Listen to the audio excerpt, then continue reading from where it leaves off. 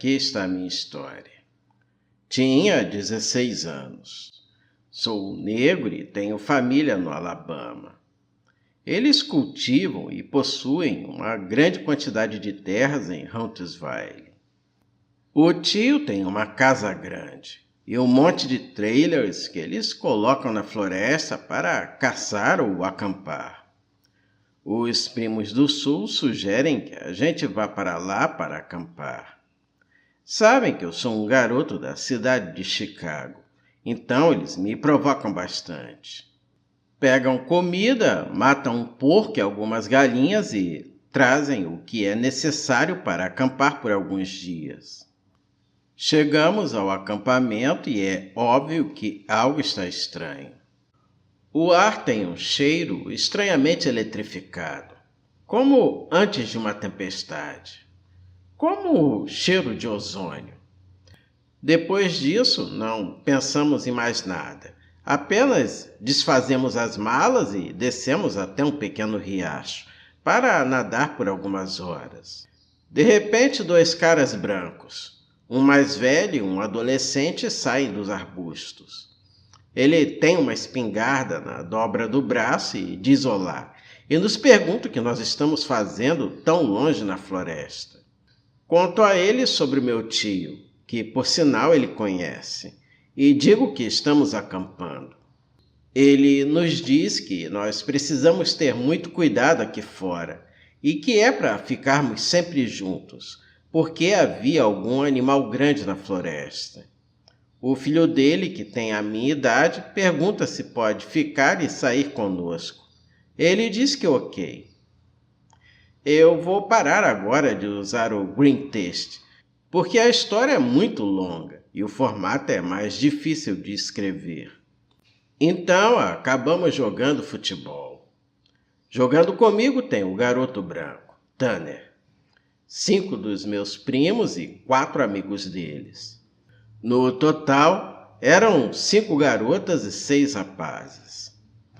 Tínhamos todos entre 15 e 17 anos e acabamos só nos divertindo o resto do dia.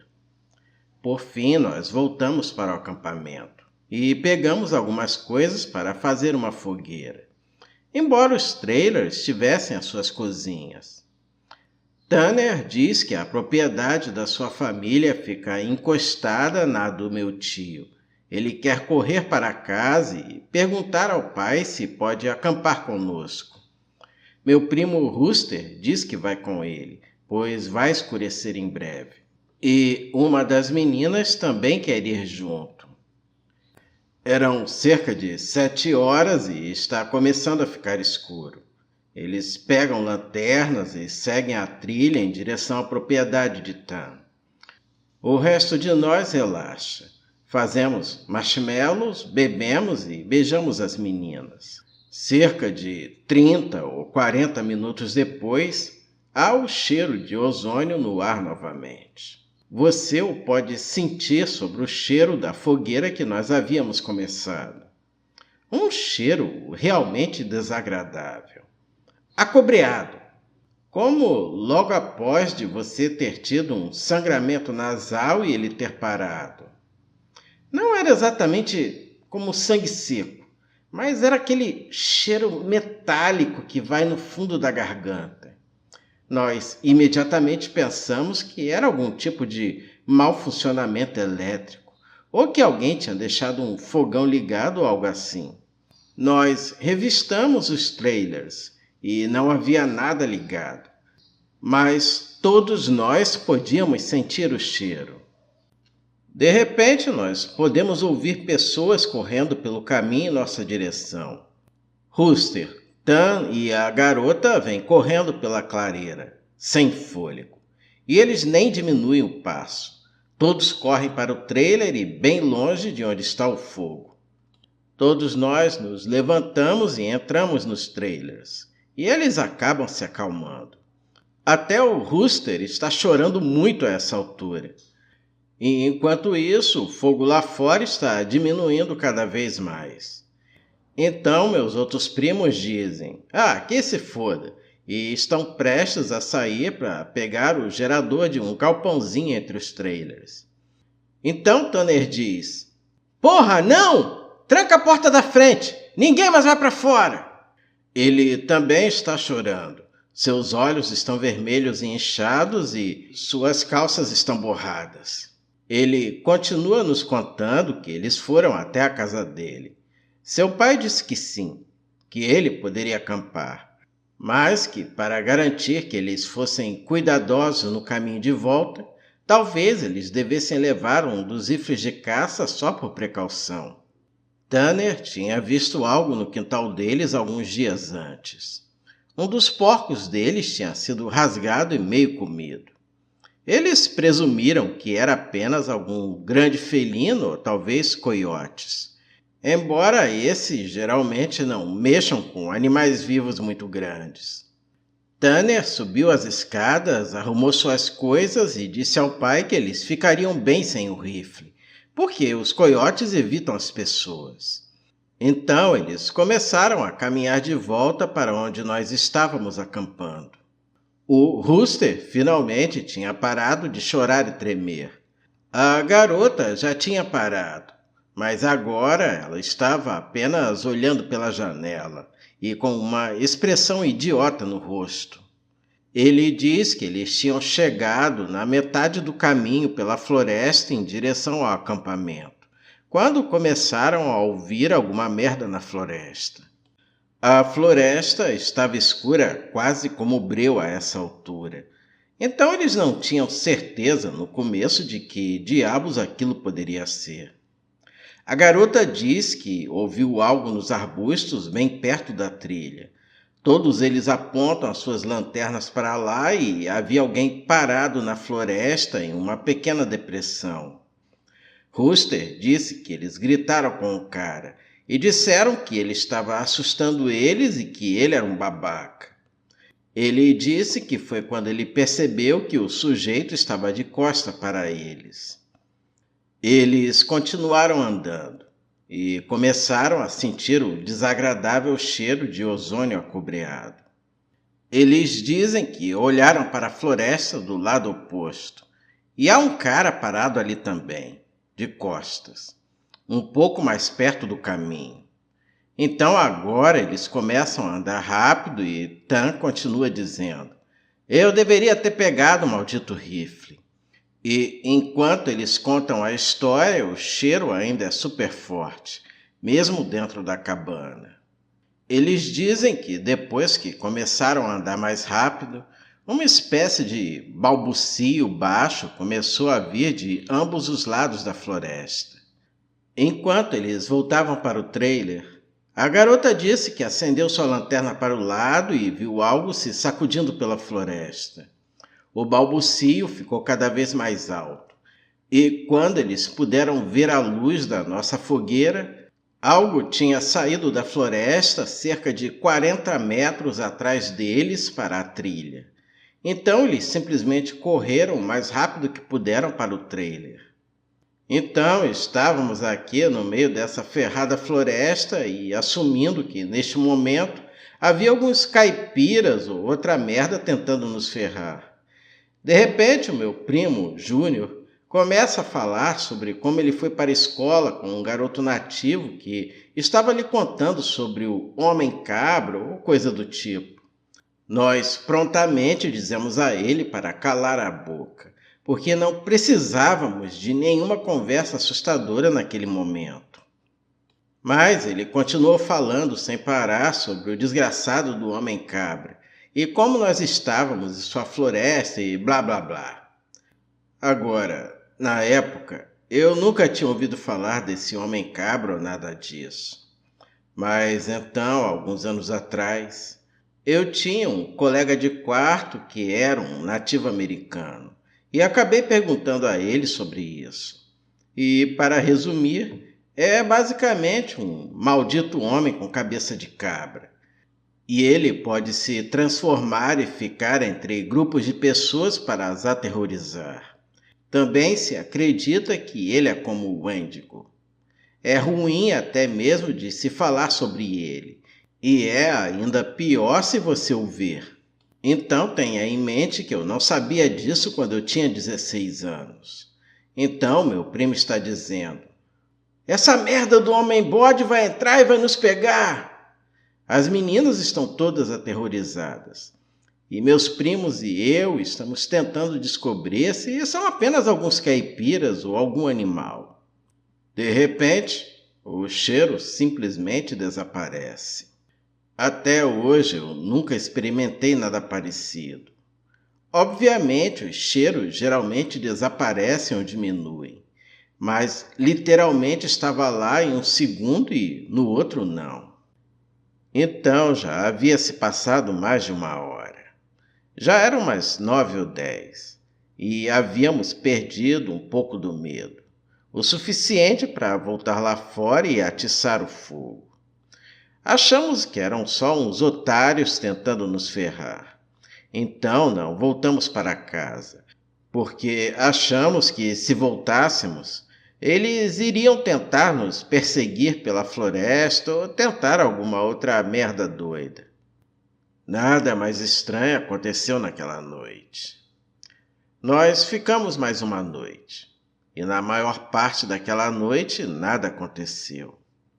Mas por volta da 1 da manhã, estamos lá fora nos embebedando e contando umas histórias de fantasmas.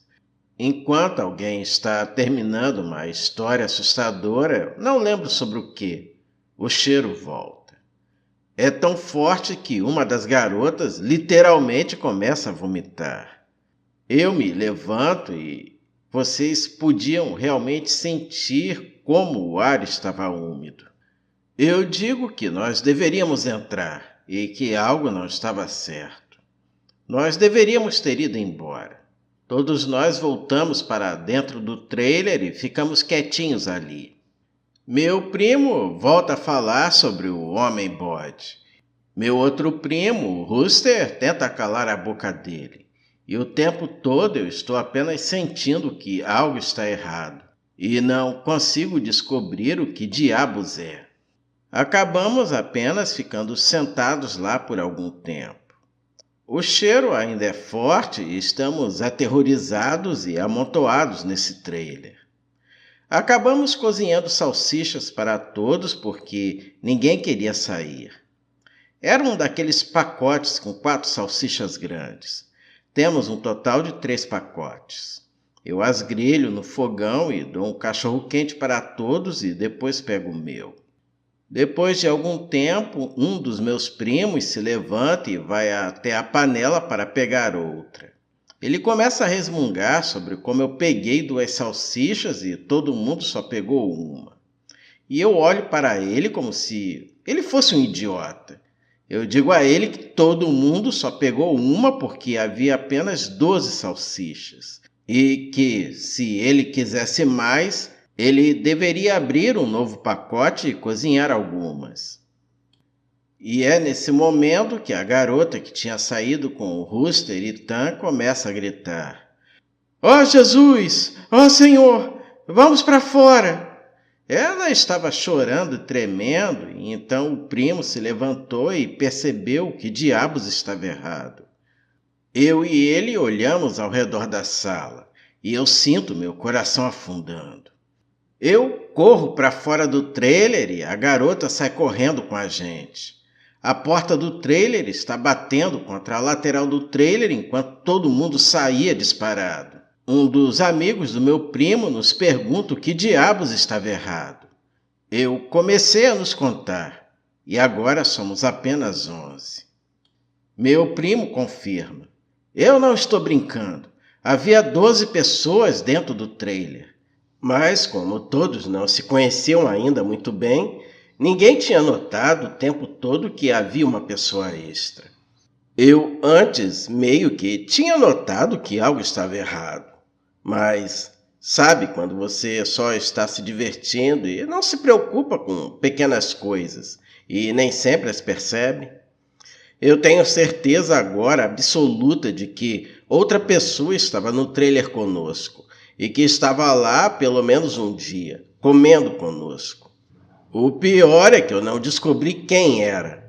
porque eu acho que ninguém realmente interagiu com a outra pessoa ou homem-cabra. A menina continuava rezando para Jesus e todos nós estávamos sentados do lado de fora.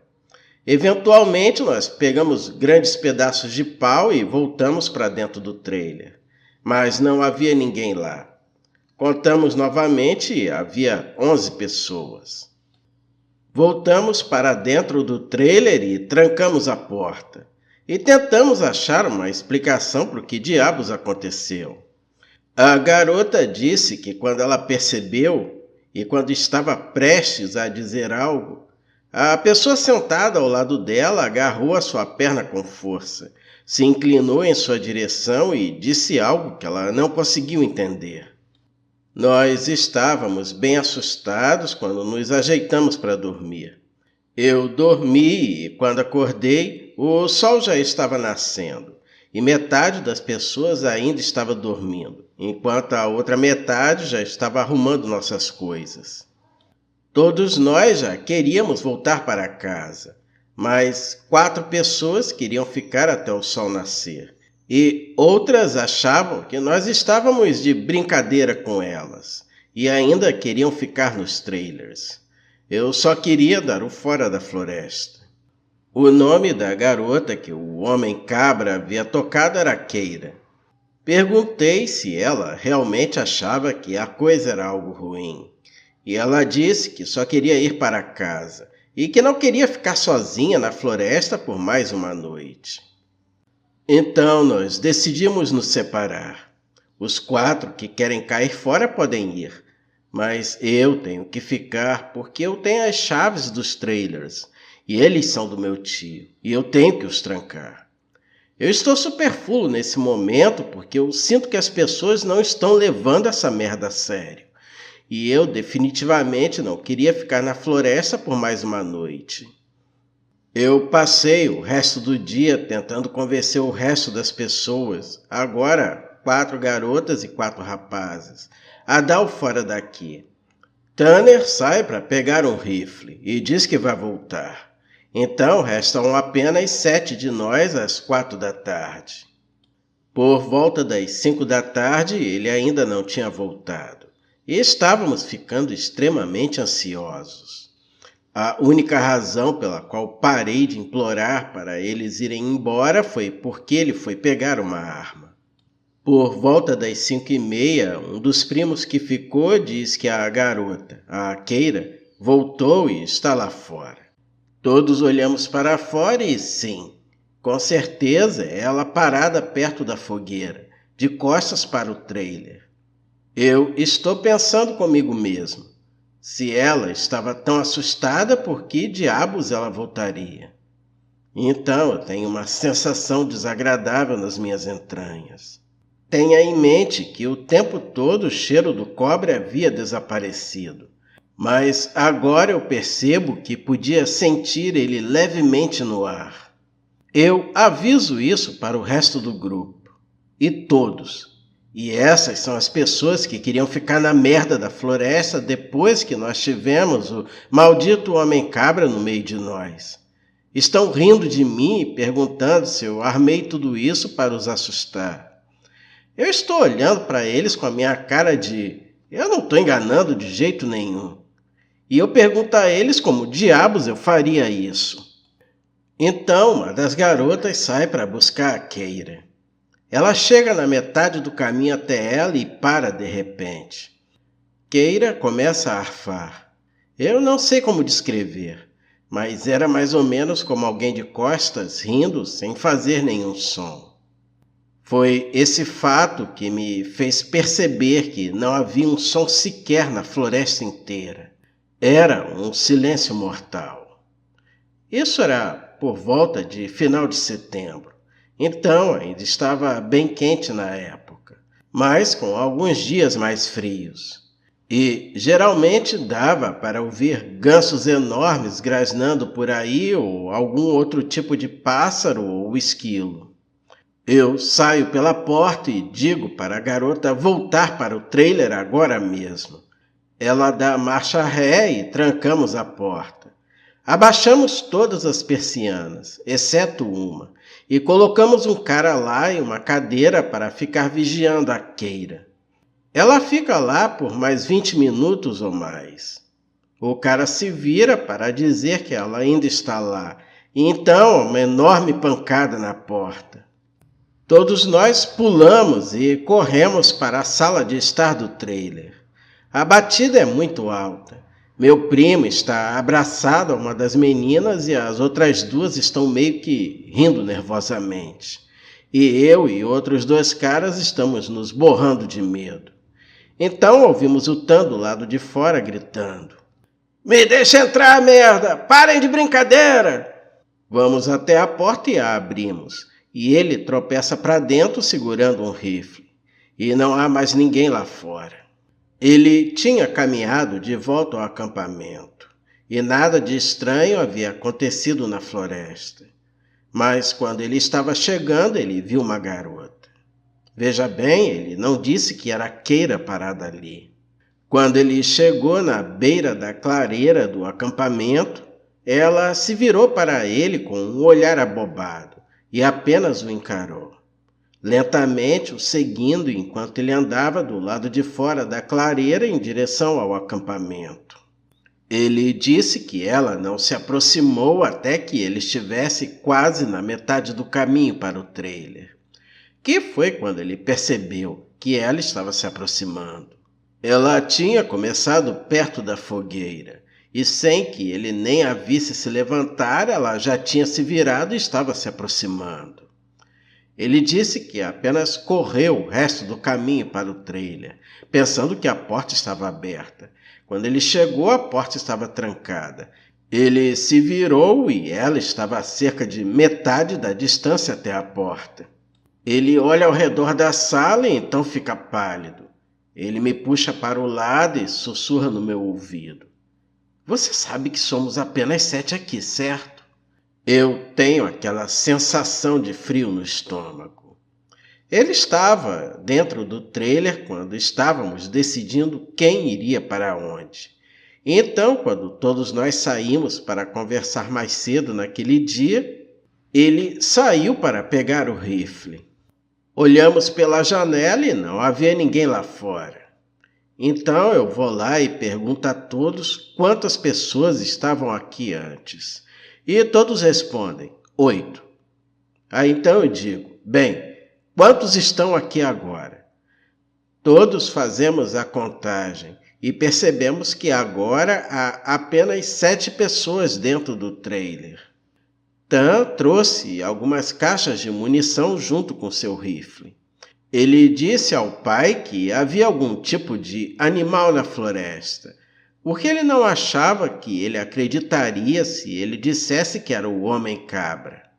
Ele disse que o seu primo deveria estar vindo em algumas horas e que, de manhã, todos nós poderíamos ir para a casa dele e que de lá o seu primo nos levaria para as nossas casas. Ali eu estava realmente aterrorizado, mas pelo menos eu me sentia melhor, porque podemos ser americanos e atirar no que nós quisermos. Mas então meu primo entra em uma grande discussão com uma das garotas, porque ela acha que eu estou tentando ser engraçado e pregando uma peça nelas. Ela está ficando realmente assustada e diz que eu não sou engraçado. Ele continua dizendo a ela que eu não sou esse tipo de pessoa. E ela diz: bem, e como é que nós sabemos que a garota lá fora não era apenas o Tanner de peruca? Ou se realmente existe um homem-cabra, como é que vamos saber que este é o verdadeiro Tanner? E que o homem-cabra simplesmente não matou o Tanner na floresta e pegou a sua arma? Então nós começamos uma discussão enorme sobre isso, onde eu e Tan pensamos: podemos estar seriamente em perigo, porque, no mínimo, alguém está se esgueirando para dentro do nosso trailer sem que saibamos e se misturando conosco. E, na pior das hipóteses, algo muito ruim nessa floresta está nos ameaçando.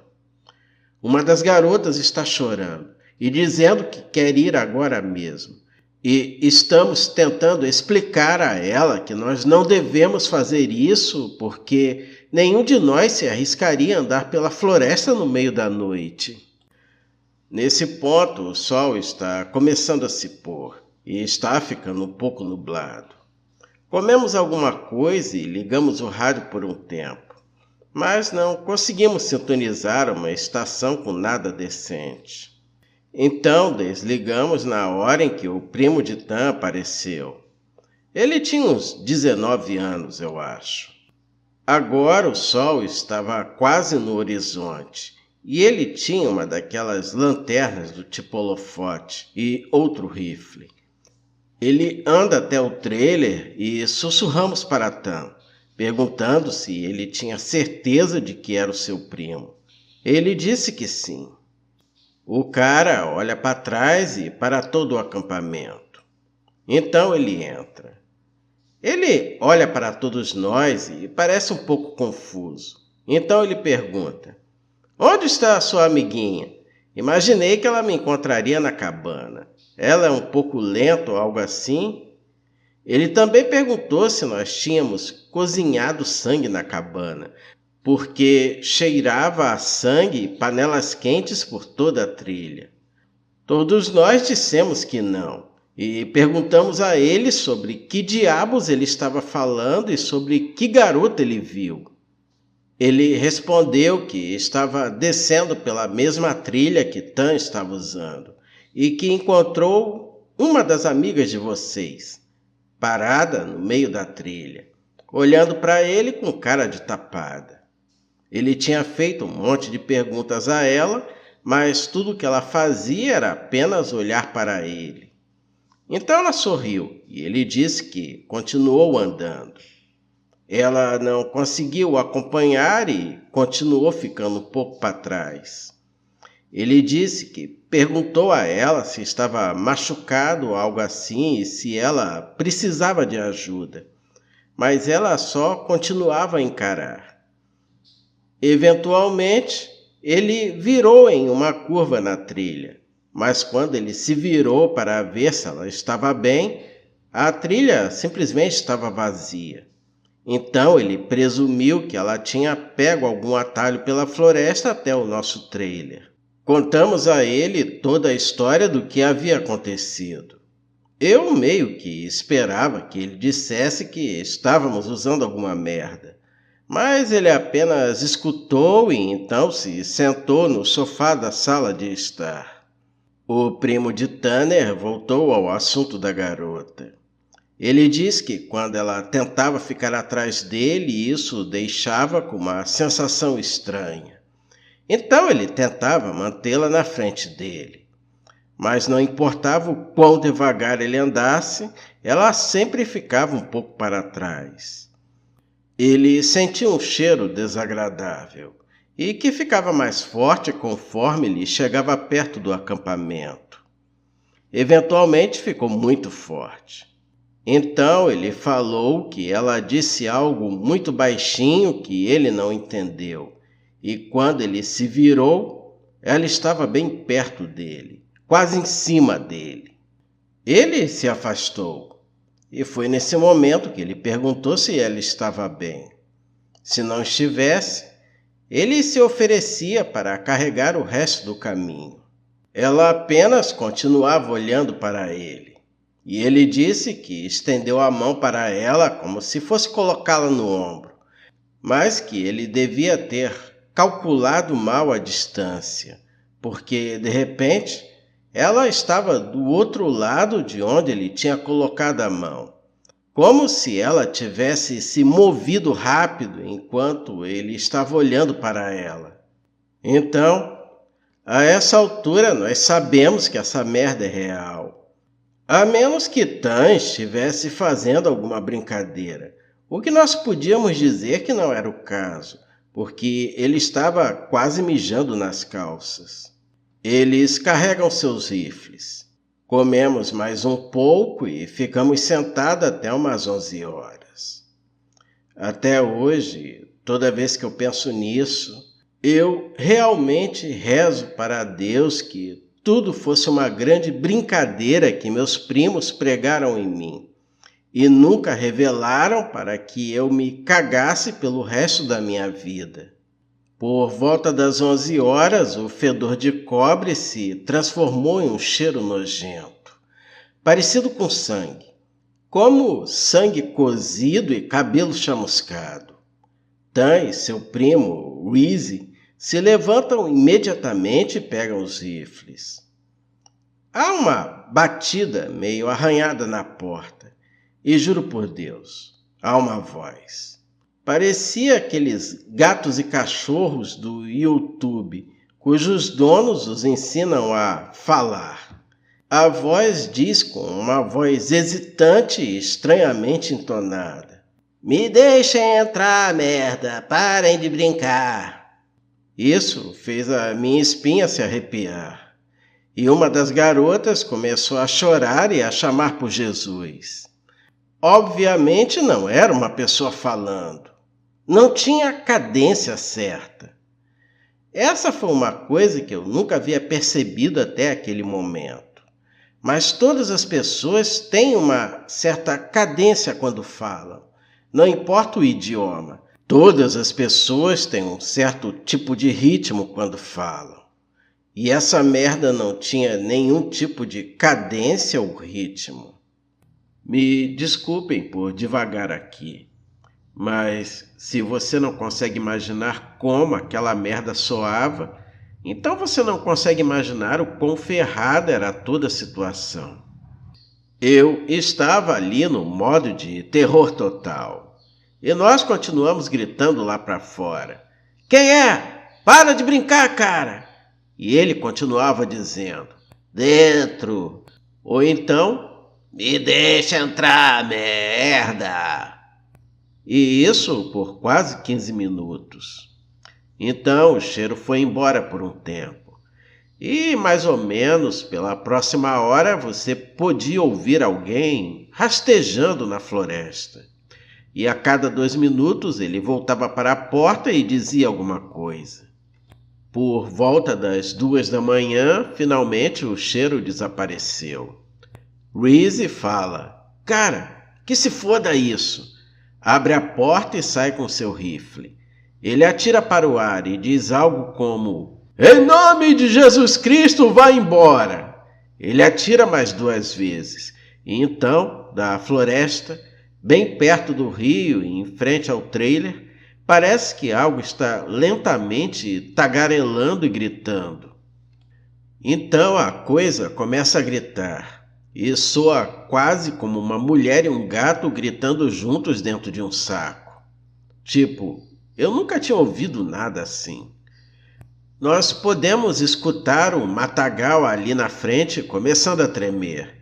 Reese atira na linha das árvores, e então começa a recuar para dentro do trailer. Quando ele retorna, nós trancamos a porta e conseguimos ouvir essa merda uivando e gritando. Reese diz que algo havia saído dos arbustos agachado ao chão e estava rastejando em direção à cabana. E então ele tinha atirado. Basicamente foi isso pelo resto da noite. Literalmente gritos constantes pelas próximas 2 horas e a coisa se movendo pela linha das árvores. Mas nunca voltou para a cabana até que todos finalmente adormeceram. Tan ficou sentado de guarda na cadeira, observando a porta com seu rifle.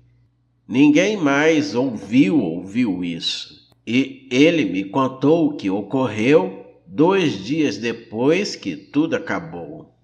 Ele disse que estava cochilando depois que os gritos e barulhos finalmente pararam. Ele estava quase dormindo quando viu alguém sair do banheiro e então se deitar no meio do chão para dormir. Ele simplesmente presumiu que era um de nós. Então ele disse que meio que percebeu que algo estava errado e, enquanto fingia estar dormindo, ele nos contou. E havia 9 pessoas dentro do trailer. Ele não queria tentar atirar na desgraçada da coisa e fazer com que ela tentasse nos matar ali mesmo. ou fazer com que o Reese acordasse e começasse a atirar, e nós nos matássemos. Então ele ficou acordado a noite toda, fingindo estar dormindo. Ele disse que às vezes ela se levantava e meio que fazia uma coisa estranha e nervosa, ou arfava como se estivesse rindo, mas então ela se deitava de novo. A história termina de uma maneira bem desinteressante, porque da minha perspectiva nada aconteceu. Quando acordamos, eu notei que Tan estava um pouco nervoso e que ele estava evitando olhar para todos nós. Mas tomamos o café da manhã, arrumamos as coisas e começamos a caminhar para a casa dele. Ele ficou por último na cabana e disse que trancaria tudo e me traria as chaves do meu tio. Ele nos disse para começarmos a andar que ele nos alcançaria, o que eu realmente não queria fazer. Nós andamos um pouco pelo caminho e quando ele veio correndo atrás, nós simplesmente fomos de volta para a casa dele e o primo dele nos levou para a nossa casa. Havia uma janela no banheiro do trailer. Tan foi trancar tudo e olhou lá dentro. Nós éramos muito estúpidos para trancar uma janela pequena e sem tela. A janela estava ferrada e foi assim que ele entrou lá. Eu acho que ele estava aguardando isso o tempo todo, esperando que a gente dormisse ou desse mole para se meter entre nós. Tan disse que ele caminhou conosco por todo o caminho de volta para sua casa. Então ele disse que ficou para trás do grupo e o olhou fixamente nos olhos antes dele entrar na floresta.